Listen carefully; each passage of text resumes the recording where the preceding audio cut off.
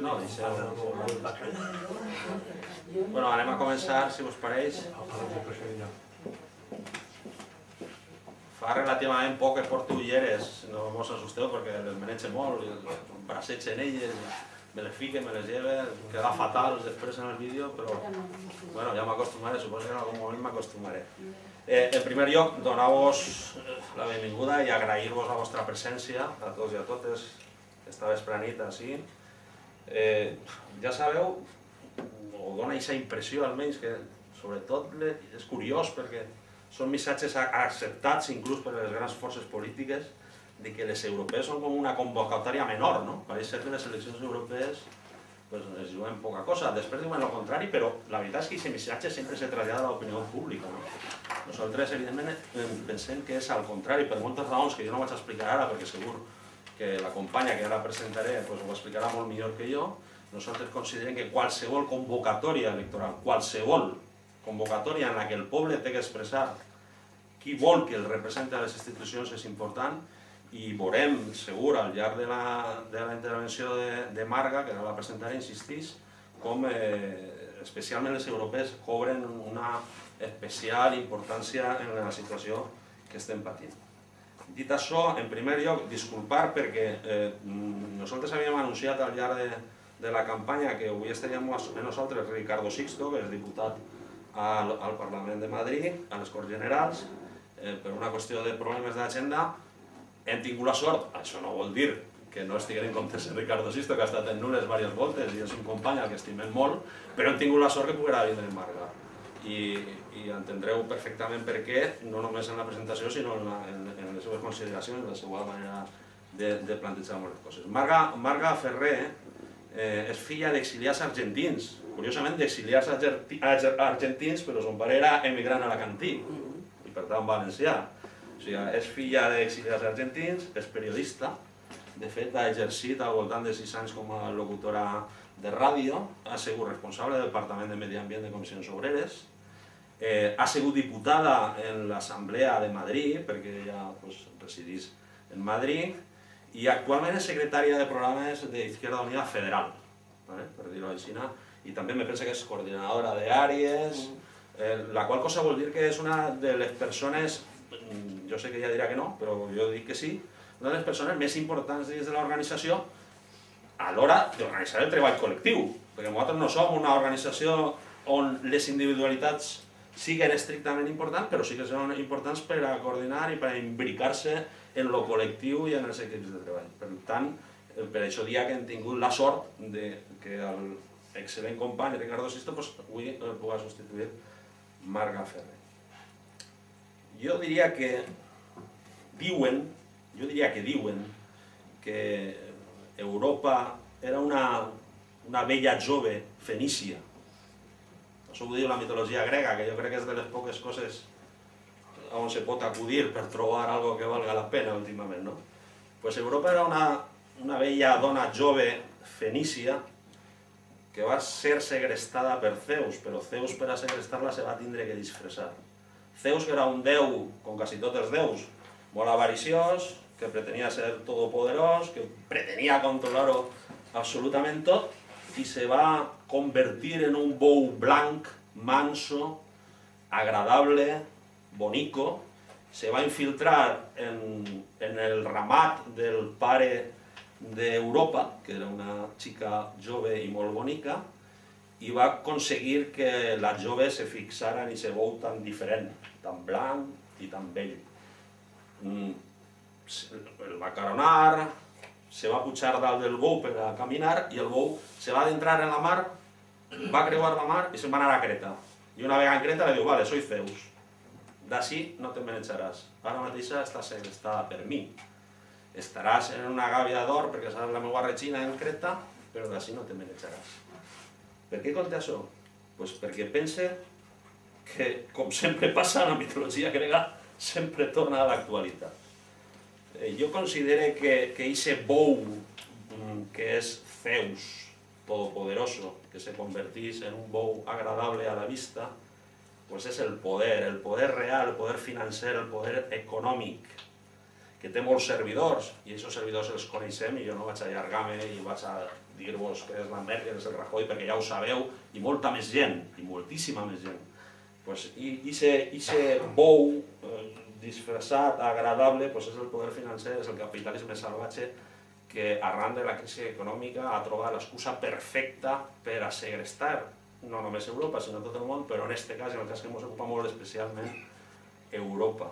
Clar, no tenia prou en segrestar a Europa i ficar a Europa al servici dels bancs i del poder financer, llevant els drets a la ciutadania i matxacant-nos de moltes maneres, sinó que també tenia que atacar-nos en els nostres drets laborals, tenien que atacar-nos en els nostres drets i llibertats, com tots sabeu, en totes les reformes que s'estan imposant des d'aquesta Europa segrestada per el feus capitalista salvatge. No vaig allargar-me molt més perquè donaré pas a Marga. Simplement recordar-vos una qüestió, i és que al final de la intervenció i del debat que puguem tindre així, que vos instigarem a que tinguem així un debat, podeu firmar ahí fora en la tauleta la iniciativa legislativa popular per una ràdio de televisió valenciana, per una nova ràdio de televisió valenciana, d'acord? Tenim fulls per a replegar aquestes firmes i vos convidem a que ho fem. Dit això, simplement passe la paraula a Marga, agraint-li la seva presència així i esperant que siga interessant tot el que puguem debatre y comentar así. Muchas gracias. Muchas gracias. Buenas tardes, yo soy Marga Ferrer. Lo primero, entiendo, leo y escribo perfectamente el valenciano y el catalán, pero hace tanto que no lo hablo que me da vergüenza. Cometería errores, así que si no os importa usaré la lengua en la que pienso, que es el castellano. Yo soy Marga Ferrer, como os acabáis de decir, estoy en la Ejecutiva Federal de Izquierda Unida y coordino todos los trabajos de elaboración colectiva que hace Izquierda Unida, aparte de la elaboración política. Y de eso voy a hablar un poco esta tarde, si me permitís, y contaros un poco las ideas centrales que durante meses y más de 2000 personas hemos estado debatiendo en todo el Estado sobre las ideas o la propuesta que Izquierda Unida lleva en su programa electoral para estas europeas, ¿no? Pero antes de desgranaros un poco las ideas centrales y compartirlas con vosotros, porque yo creo que son muy buenas y muy debatidas y muy desde abajo, quería empezar haciendo dos apreciaciones, ¿no? Esta noche en televisión va a haber un debate entre Elena Valenciano y Cañete, ¿no? Con bastante sentido del humor, el área de jóvenes de Izquierda Unida lo ha llamado puro teatro, ¿no? O sea, o no saben si va a haber una cena romántica o si se van a besar al final, ¿no? Y yo creo que de su sentido del humor yo lo que extraigo es una sensación que hemos estado viviendo estas semanas en todo el país a partir de las declaraciones de Felipe González, que hablaba de la posibilidad de una gran coalición entre el PSOE y el Partido Popular, ya de una manera explícita y abierta, ¿no? En intentar transmitir, hablarlo con vosotros y transmitirlo al resto de la gente, por qué esto está ocurriendo, ¿no? ¿Qué es lo que ocurre para que un partido socialista que tiene la palabra obrero dentro de sus siglas y una enorme y gran tradición histórica y muy heroica en este país, diga en televisión que va a ir con el Partido Popular, la derecha que representa a la clase más dominante, el poder financiero en unas elecciones generales, ¿no? Y tiene mucho que ver esto con las europeas, porque hay 11 países en Europa donde ya gobiernan de manera conjunta. Y el más importante de ellos es Alemania. Y en estas elecciones europeas habrá que volver a decir una vez más que el Partido Socialdemócrata Alemán pudo elegir gobernar con la izquierda y con los verdes en Alemania y no dudó un minuto en hacer una coalición electoral para que presida el país Angela Merkel, que como todos sabemos es realmente quien manda en Europa. Y es quien ha impuesto, o una de las personas que más ha presionado para las políticas de recortes, de austeridad y que están sumiendo a nuestro país en una profundísima crisis económica. Aparte de la crisis propia que teníamos en España, de la burbuja inmobiliaria. O sea, quien manda las recetas, que obliga a los recortes que estamos sufriendo en educación y sanidad, es la banca alemana a la cabeza con Angela Merkel. Bien, prefieren pactar con ellos que pactar con cualquier organización que represente a los trabajadores, ¿no? Y eso está llegando hoy a España y a mí me preocupa muchísimo. No me alegro nada del giro a la derecha del Partido Socialista, pero es una realidad. Y yo creo que hay que contarla a las cientos y millones de personas que honestamente votan al Partido Socialista pensando que están votando a una organización que defiende a la mayoría social trabajadora. Yo creo que hay que decirles que lo piensen dos veces, para no volver a sumir más al país a lo que nosotros entendemos que es una crisis absolutamente provocada, ¿no? Contar, porque es una realidad. El Partido Socialista y el Partido Popular en el Parlamento Europeo han votado conjuntamente el 73% de las veces en los últimos 5 años. Votan lo mismo. Es más, lo votan además en las grandes cuestiones, no en las cuestiones menos importantes, en las grandes cuestiones. De ahí el enorme enfado, y me vais a perdonar si me enfado cuando hablo, porque es que me enfada mucho ver una campaña electoral a un partido socialista diciendo que va a defender a los trabajadores cuando ha votado en Europa las directivas que hablan de 70 horas laborales para los trabajadores, o las directivas que obligan a la desregulación de los mercados laborales, es decir, que tengamos menos derechos. Me enfada que digan que van a defender a los inmigrantes, o se digan que no es tolerable las cuchillas en Ceuta cuando las pusieron ellos y han votado la directiva de la vergüenza, que es aquella que dice que en Europa hay ciudadanos de primera y ciudadanos de segunda que no tienen derechos, ¿no? Me enfada mucho y creo que hay que decírselo también a la gente, porque hay una cosa para lo que sí en las campañas electorales es por lo menos para intentar contar la verdad. Nosotros lo intentamos, nos encanta discutir con quien no esté de acuerdo con nosotros, pero no sobre bases que signifiquen una mentira. Y yo creo que hay mucha mentira en esta campaña y que hoy el debate tienen razón los jóvenes cuando dicen que va a ser un puro teatro. Es decir, porque son personas que votan lo mismo el 75% de las veces y votan además en las políticas que nosotros entendemos que nos han subido esta crisis y que no nos van a sacar de ella. Yo analizábamos, por lo menos en la dirección de Izquierda Unida, que estamos viviendo unos tiempos excepcionales, ¿no? unos tiempos de ruptura, ¿no? Y me da la sensación de que la mayoría de la población también tiene una sensación de que algo ha pasado y no sabemos qué, ¿no? E intentando analizarlo, la respuesta que yo me doy es: lo que se ha roto en el imaginario colectivo español es esa construcción de un país que iba a ir a mejor y que si hacíamos determinadas cosas íbamos a ir a mejor. O tendríamos empleo, nuestros hijos se irían a la universidad y tendríamos nuestra casa, nuestro coche y un pisito en la playa, ¿no? Ese plan es lo que se ha roto. Se ha roto. Y en una mayoría de la población consciente, como no puede ser de otra manera, porque las condiciones materiales de vida son las que determinan tu visión del mundo, como es normal, que vive en paro, que vive unas pensiones míseras o que vive recortes de sanidad y educación, lo que está viendo es que ese camino trazado que nos trazamos desde el 78, desde ese gran pacto del 78, es un camino que está roto. Y en lo cual hay que decir, yo creo, dos cosas. Una, lo han roto ellos, no lo hemos roto los trabajadores. O sea, lo rompe, y yo creo que en una fecha, que es el 10 de mayo del 2010, cuando en sede parlamentaria José Luis Rodríguez Zapatero anuncia una serie de recortes brutales en la administración pública. 5% menos de salario para los trabajadores públicos, baja las pensiones, recorte de las prestaciones por seguridad social. ¿A qué obedecía ese mandato que de repente da un giro dentro de la socialdemocracia europea, no solo española, porque esto pasa en toda Europa? ¿Qué es lo que ocurre, no? Pues que nos enteramos que recibió una carta del señor Trichet, a la sazón para aquella presidente del Banco Central Europeo, alemán, como todos los presidentes del Banco Central Europeo, en el que obligaba al Estado español, una carta personal, a hacer unos recortes, a reducir lo que ellos llamaban la deuda pública y a reducir el gasto social. En un país que nunca hemos tenido un buen gasto social. O sea, en España no hay una crisis de que el Estado no tiene dinero porque hemos gastado mucho en educación y sanidad, eso no es verdad.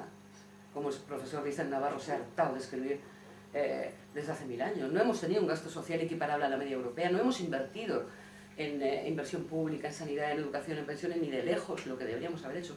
La deuda de este país no se genera por eso, se genera por otro motivo, pero aún así, la vuelta de tuerca que da es que la mayoría de la sociedad trabajadora paguemos esta crisis a través, por supuesto, de una contención salarial, de menos derechos laborales, menos pensiones, menos prestaciones sociales, menos sanidad, menos educación, ¿no? Esto es lo que han votado, esto es lo que se inició con Rodríguez Zapatero y que el Partido Popular, por supuesto, ha elevado a la enésima potencia, ¿no? Vemos que el Partido Popular no te miente, es decir, defiende los intereses de quien defiende, y ellos tienen una teoría económica que se basa, simplificándolo mucho, pero es bastante cierta, en vamos a hacer que un grupo pequeño se haga muy rico y de sus migajas el resto, pues más o menos viviremos, ¿no? Y lo digo en una zona, yo soy alicantina, en una zona que sabemos muy bien lo que es eso, ¿no?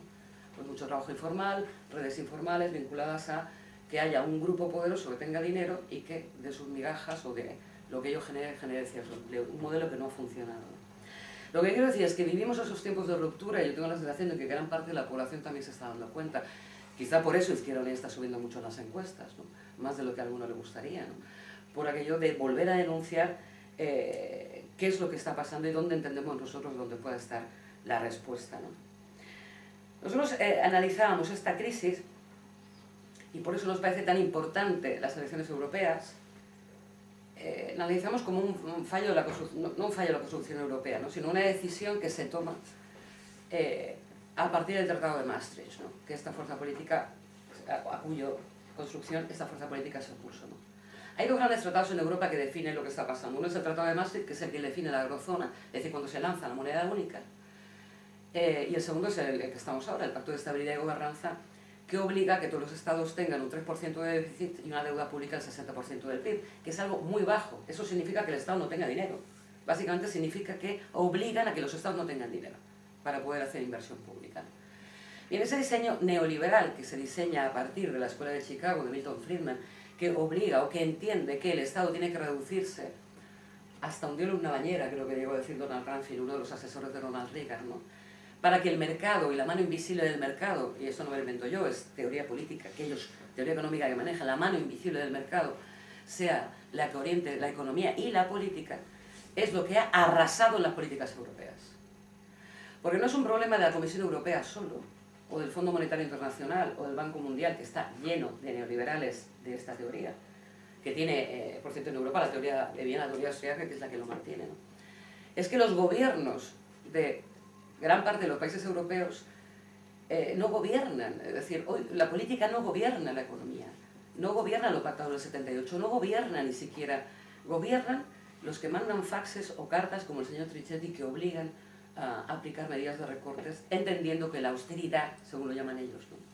Es la única manera de salir de la crisis en la que su propia especulación nos ha mentido. Entonces, frente a esto, nosotros lo que defendíamos, primero las ideas contrarias, que debería defender la socialdemocracia, ¿no? Es decir, frente a una política de recortes y de austeridad, que lo que dice es que el Estado gaste menos y el mercado, como si fuéramos una economía del tercer mundo, ¿no? Una economía exportadora, y que haya inversión extranjera, que es básicamente la misma política económica que intentaron aplicar en América Latina en todos los años 80 y 90, la misma. Pues son muy dogmáticos, los neoliberales son muy dogmáticos, tienen la misma plantilla y la aplican en todos los países, en cualquier tiempo y en cualquier lugar. O sea, niegan la historia, niegan la realidad, niegan los pueblos. Es decir, esto es bueno porque sí, y lo aplican de esta manera, ¿no? Frente a eso nosotros anteponemos el carácter del movimiento de la realidad y por supuesto que la gente tenga mucho más poder. Antes, por eso se sorprende mucha gente que citemos mucho a Stiglitz o a pensadores socialdemócratas, ¿no? Que hablan de políticas de estímulo, de políticas de crecimiento, de planes de empleo. Yo ya tengo una edad, yo me acuerdo que este país, Felipe González, cuyo proyecto político yo no compartía, pero había planes de empleo juveniles, o podía haber planes de estímulo, y ni siquiera eso se ha olvidado. Y la alerta máxima nosotros la damos cuando empiezas a descubrir, no nosotros, que si la gente que piensa más con esto, que están ideando un sur de Europa, porque hay una división internacional del trabajo que se produce en Europa entre el norte y el sur. De los 5 países rescatados, que son Portugal, Grecia, Irlanda, España, y que me falta Italia, claro, Italia, ¿no? Que vayamos a una economía absolutamente dependiente, ¿no? En la que han diseñado, hay una Europa del Norte, liderada por Alemania, que hace una economía productiva, que produce cosas para la exportación, y nosotros somos una economía dependiente de esa economía productiva, fundamentalmente el sector servicios y el sector turismo. Es decir, podemos ser la Florida de Europa, el lugar donde los trabajadores ricos del norte vengan a pasar sus vacaciones, ¿no? Y donde nuestra mayor expectativa laboral sea poner cañas, ¿no? En un bar o ser camarera de piso en un hotel, ¿no? Por eso no hay inversión pública en industria, o han quitado los fondos estructurales, ¿no? Y luego hablaremos del Tratado de Libre Comercio con Estados Unidos, ¿no? Pero frente a eso, que es donde a políticas a las que nos tenemos que oponer, lo que nosotros defendemos es primero a nuestro país y en segundo lugar a nuestra gente, ¿no? Cuando pensábamos el lema para esta campaña electoral, la idea que intentábamos transmitir, yo creo, es esa, ¿no? Es decir, el poder de la gente. Lo que nosotros queremos llevar es que hay un pueblo y hay gente que tiene poder y puede cambiar estas políticas, porque además son técnicamente viables, económicamente perfectamente posibles y sobre todo son socialmente justas. Y que tienen que ver con un cambio radical en la forma de entender no solo la política económica, sino además, como veremos más adelante, la propia democracia.